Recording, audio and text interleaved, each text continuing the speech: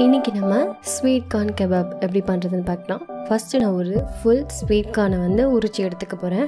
இதுதான் வந்து actually process. நீங்கள் மேல் பக்கம் வந்து கட் பண்ணிவிட்டு எடுத்திங்கன்னா ரொம்ப ஈஸியாக வந்துடும் கீழ் சைடை விட. இந்த மாதிரி ஃபுல்லாக எல்லாத்தையுமே ஸ்கின் எல்லாம் ரிமூவ் பண்ணிக்கோங்க. ரிமூவ் பண்ணிவிட்டு இந்த மாதிரி அந்த ஓரங்களை மட்டும் கட் பண்ணி எடுத்துகிட்டு இப்போ பாதி பாதியாக கட் பண்ணிக்கலாம். இந்த மாதிரி கட் பண்ணி எடுத்துகிட்டு இப்போ நம்ம எல்லா ஸ்வீட் கார்னையும் வந்து இந்த மாதிரி சைட் பை சைடாக வந்து கட் பண்ணி கம்ப்ளீட்டாக எடுத்துக்கலாம்.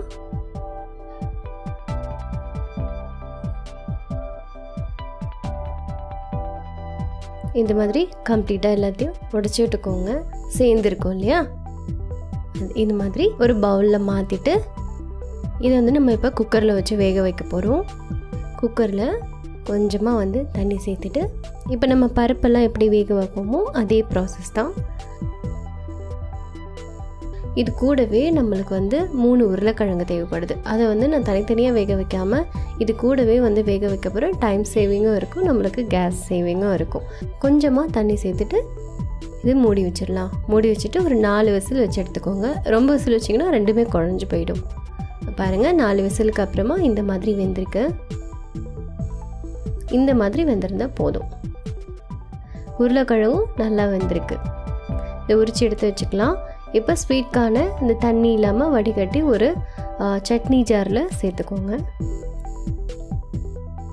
சேர்த்துட்டு இது கூடவே 4 பூண்டு பல், கொஞ்சமாக இஞ்சி சேர்த்து நல்லா பேஸ்ட் மாதிரி அரைச்சி எடுத்துக்கோங்க. இப்போ நம்ம வேக வச்ச உருளைக்கிழங்குல எனக்கு 2 போதும்னு தோணுச்சு, அதனால் 2 மட்டும் எடுத்து முதல்ல மசிச்சுக்கிறேன். நல்லா மசிச்சுட்டு இப்போ நம்ம அரைச்சி வச்சுருந்த ஸ்வீட் கார்ன் பேஸ்ட்டையும் இது உள்ளே சேர்த்துக்கலாம். சேர்த்துட்டு பிரெட் க்ரம்ஸ் வந்து 1/4 கப்பு முதல்ல போட்டேன். எனக்கு பத்தாத மாதிரி இருந்துச்சு, அதனால் 2 டேபிள் ஸ்பூன் எக்ஸ்ட்ரா போட்டிருக்கேன். நடுவில் உங்களுக்கு நான் ஒன்று சொல்லணும்னு நினைக்கிறேன். என்னென்னா ஸ்கீவர்ஸ் வந்து நம்ம யூஸ் பண்ண போகிறோம். அதை வந்து முன்னாடியே வந்து தண்ணியில் கொஞ்சம் நேரம் ஊற போட்டுருங்க. இப்போ இதில் வந்து வெங்காயம், பச்சை மிளகாய், புதினா, கொத்தமல்லி, சில்லி பவுடர்,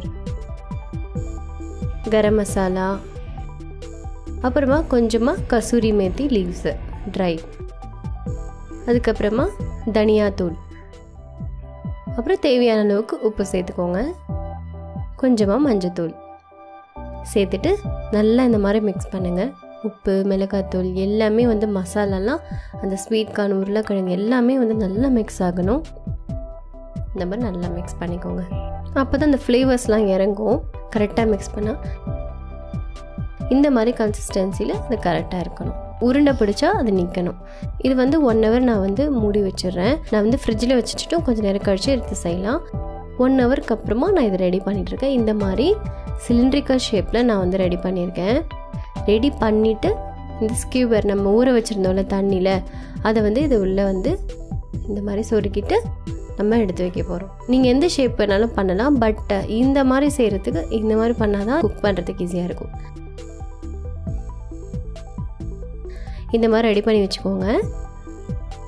இப்போ ஒரு பிளேட்டில் பிரெட் க்ரம்ஸ் எல்லாம் சேர்த்துட்டு லைட்டாக இந்த மாதிரி ரோல் பண்ணி எடுங்க. அது லைட்டாக மேலாக ஒட்டியிருந்தால் போதும். ஒரு கிறிஸ்பினஸ்க்காக தான், ஏன்னா நம்ம ஏற்கனவே உள்ளே சேர்த்துருக்கோம் இல்லையா, இது மேலே வந்து ஒரு கிறிஸ்பினஸ்க்காக தான் செய்கிறேன். இதே மாதிரி எல்லானையும் வந்து ரெடி பண்ணி வச்சுக்கோங்க.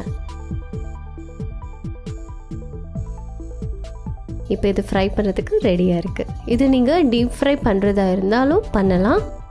நான் வந்து இன்றைக்கி ஷாலோ ஃப்ரை மாதிரி தான் லைட்டாக பண்ண போகிறேன். லைட்டாக ஆயில் சேர்த்துட்டு பேனில் எண்ணெய் சூடானதுக்கப்புறமா நான் ஒன்று சேர்த்துக்கிறேன்.